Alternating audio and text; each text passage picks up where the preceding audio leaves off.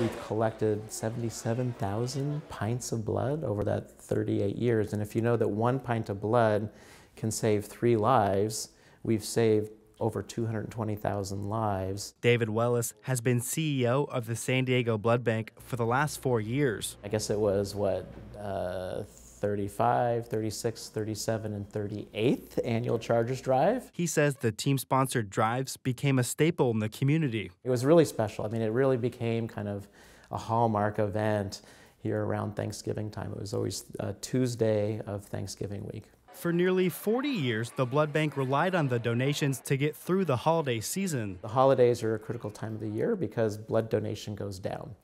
It goes down for a couple reasons. One is our high schools and colleges are closed. People go on vacation, people get busy, blood donation kind of falls off. So in January of 2017, when the Chargers announced they were leaving San Diego, the blood bank needed to act fast. When the community found out is when we found out. But we had internal discussions too all along the way, what if? And if something like that happened, we would have to continue.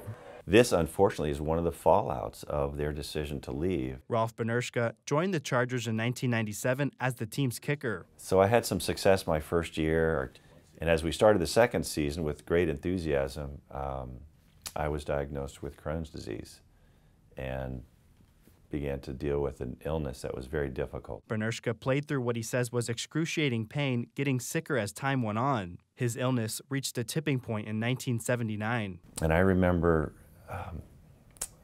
sitting in front of my locker crying because I know there's no way I'm going to be able to survive 15 more games. And the truth was I didn't. 3 games later, we were flying home from a game against New England, and I collapsed on the plane. Benershka went through multiple surgeries over the next 7 weeks, ultimately needing nearly 80 pints of blood.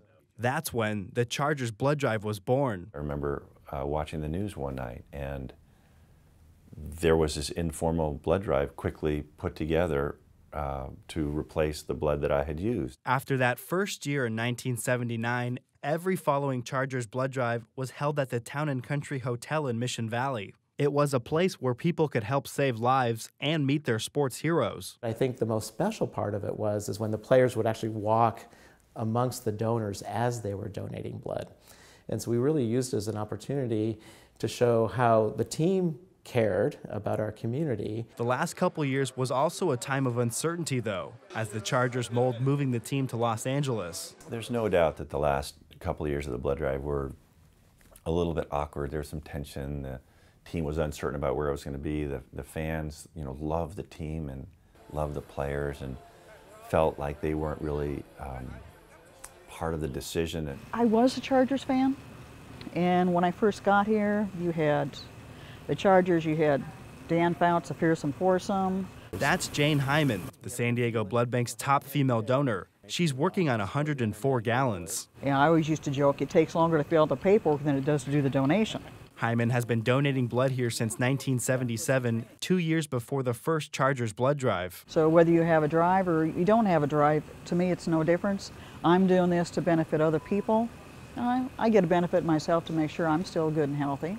But it's not about me, it's not about the drive. It's about helping others. The blood bank announced a replacement for the Chargers drive over the summer, one that does not include an NFL team. The winter blood drive is now called San Diego Cares. It's in our blood. December 16th, same location, Town & Country. We'll have entertainment as we had before. We're giving away a car as we have before.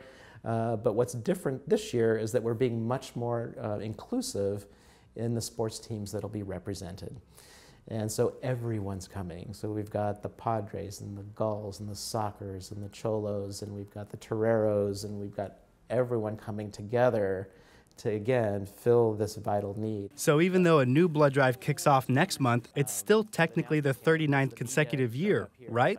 It's an interesting question. Is this the 39th year of the drive or the first? I'm not sure I can answer that question. We'll learn when we're there. But Wellis did. This is completely being rebranded. There's a little motivation, too, from the community of, let's make this bigger and better than it was before. A spokeswoman from the Los Angeles Chargers confirmed they are not holding a team-sponsored blood drive this season, but plan to continue supporting the San Diego Blood Bank.